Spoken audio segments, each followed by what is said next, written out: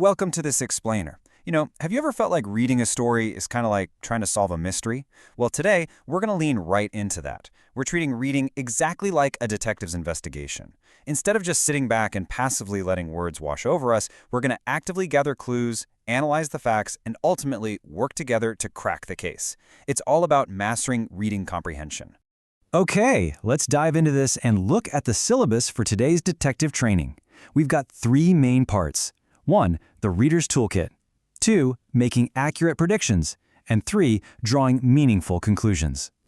Let's jump right into Section 1, the Reader's Toolkit, gathering your investigative gear. So, our very first tool is prediction. Officially, that's a statement about what you think will happen in the future. I like to think of a prediction as looking forward in time through a telescope. Taking your current situation, peering right through that lens and extending it forward. It's a very active, forward-looking process of anticipation. Next up is a conclusion. This is the opinion or judgment you have after considering all the information about something. In contrast to our telescope idea, a conclusion is way more like looking in the rearview mirror at everything that just happened behind you.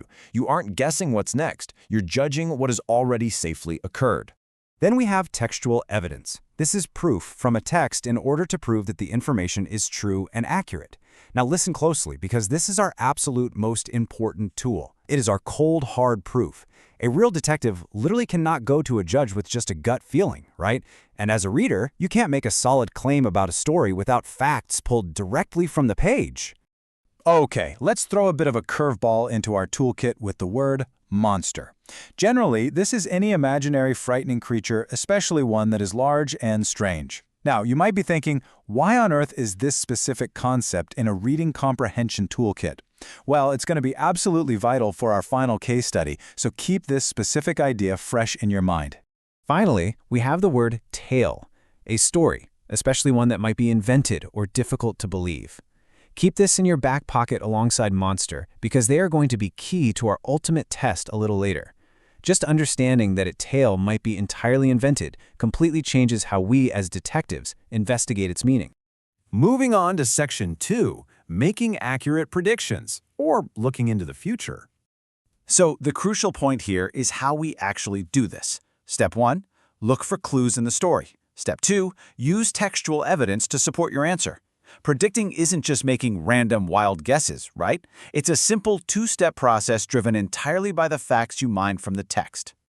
Let's test this out in the field. Here's an example clue. Dark clouds gather in the sky and raindrops start to fall. What happens next?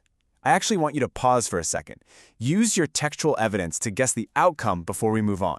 What's the most likely outcome based on those facts? Here is the logical prediction. It is going to rain heavily soon, so people will move away or get umbrellas. Exactly!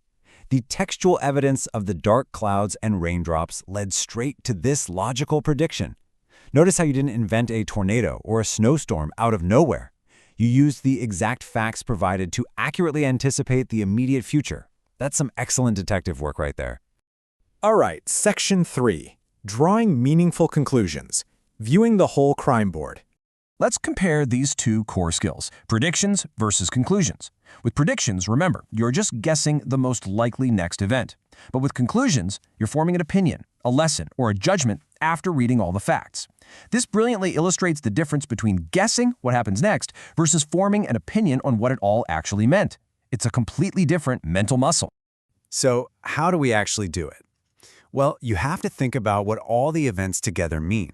Drawing a conclusion is simply taking all the puzzle pieces you've gathered and stepping back to see the big picture. You're synthesizing every single clue to find that deeper lesson hidden beneath the surface. Let's test this out with a quick case study called The Loving Monster. We're going to examine two distinct facts we've extracted. Fact 1, Boste thought a monster was in his house. Fact 2, it was actually his quiet father working late every night to make his play costume. Just look at those two pieces of evidence side by side for a moment. And here is our conclusion. The real hero, or loving monster, was his father, showing that true love is often shown through quiet sacrifices and actions. Now, what's really interesting about this is how we combine those previous facts to draw a beautiful, overarching lesson about the story. We realized the frightening monster from our toolkit was actually a metaphor for a father's quiet love. There is literally no way we could predict that on page 1, but we absolutely concluded it once we had all the facts on the board.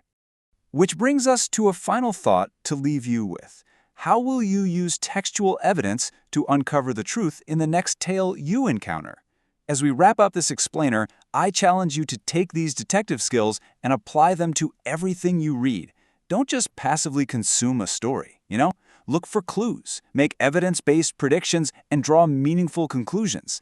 The truth is always right there in the text, just waiting for a sharp detective like you to find it.